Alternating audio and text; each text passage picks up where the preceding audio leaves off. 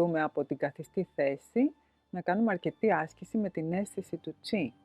Δηλαδή να ανοίξουμε, να μεγαλώσουμε την μπάλα, να μικρύνουμε την μπάλα, να ξοδέψουμε αρκετή ώρα σε αυτό. Και πάντα διατηρούμε αυτή την αίσθηση της σφαίρας.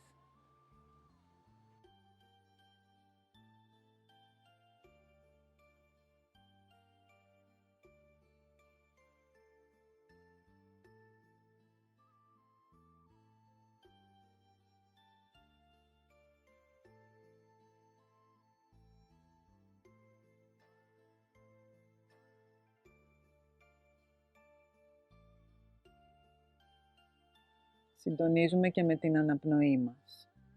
Μπορούμε να κάνουμε μικρή κίνηση. Και έτσι αποκτάμε καλύτερα την αίσθηση του τσι ανάμεσα από τις παλάμες μας.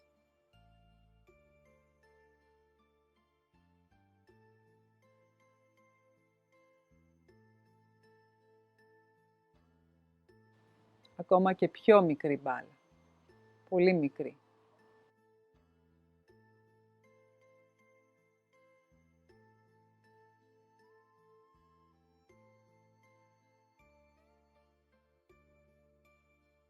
Παρατηρείτε, τα χέρια μου δεν κολλάνε στο σώμα, ακόμα και όταν η μπάλα είναι πολύ μικρή.